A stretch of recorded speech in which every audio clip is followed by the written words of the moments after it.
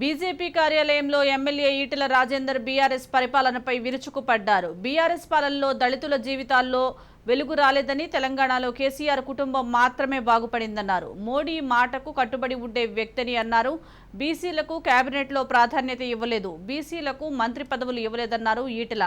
దేశానికి బీసీని ప్రధానమంత్రిని చేసింది బీజేపీ పార్టీ అని ఆయన అన్నారు.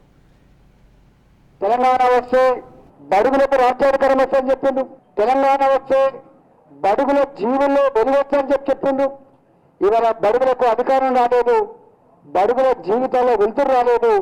కేవలం తెలంగాణ రాష్ట్రంలో ఒక కుటుంబం మాత్రమే వెలుగొచ్చింది, ఒక కుటుంబానికి మాత్రమే పదవులు వచ్చినాయి, ఒక కుటుంబానికి మాత్రమే సంపద వచ్చింది. ప్రజలు మాత్రం బతుకులు మాత్రం ఆగమైపోయారని చెప్పి భారతీయ జనతా పార్టీ గమనించింది. నాకు తెలిసి దేశంలో మాట చెప్పకుండా అమలు చేసిన పార్టీ భారతీయ జనతా పార్టీ.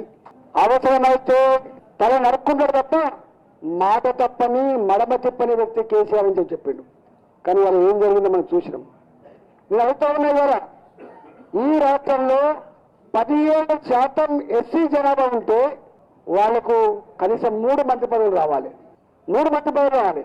కానీ 2014, 2018 వరకు ఒకసారి మాటకి ఇచ్చడం, 18 నుంచి ఇవాళ ఒకసారి మాలకిచ్చమని చెప్పి ఒకసారి ఒకసారి మాటగా ఇచ్చే ప్రయత్నం చేసింది తప్ప నిజంగా రాజ్యాధికారంలో భాగం కావచ్చింది, రాజ్యాంగ ఫలాలు అందవచ్చింది ఈ వర్గాలకు మాత్రమే అని చెప్పి వాళ్ళకే అధికారం కట్టబెడతాని చెప్పిన ముఖ్యమంత్రి ఇవాళ ఒకటే మంత్రి పదవి ఇచ్చి దళిత జాతికి ద్రోహం చేసినటువంటి మొట్టమొదటి వ్యక్తి, మాట చెప్పి మోసం చేసిన వ్యక్తి కేసీఆర్. 9% పైన ఉన్నది ఎస్టీ జనాభా. వాళ్ళకు 2 మంత్రి పదవులు రావాలి, ఒకటి ఆదివాసీలకి, ఒకటి లంబాడకు రావాలి.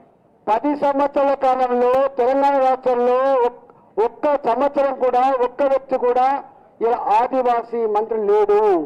ఆదివాసీ బిడ్డలారా, అడవి బిడ్డలారా ఈ విషయాన్ని గమనించమని చెప్పి కోరుతున్నా.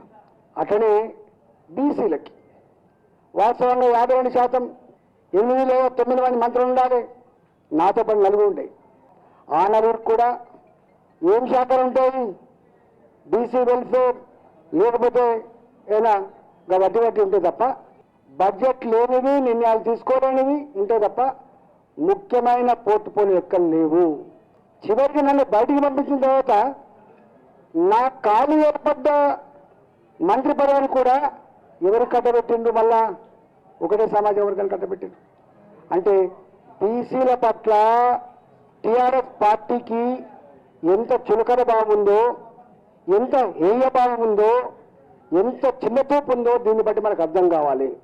నేను ఒకటే విజ్ఞప్తి చేస్తా ఉన్నా ఈ సందర్భంగా, తెలంగాణ 135 కులాల బీసీ బిడ్డలారా, ఇవాళ ఎన్నో సంవత్సరాలుగా టెంట్లు వచ్చినాం, గొంతు విప్పినాం, కానీ ఫలితం రాలే.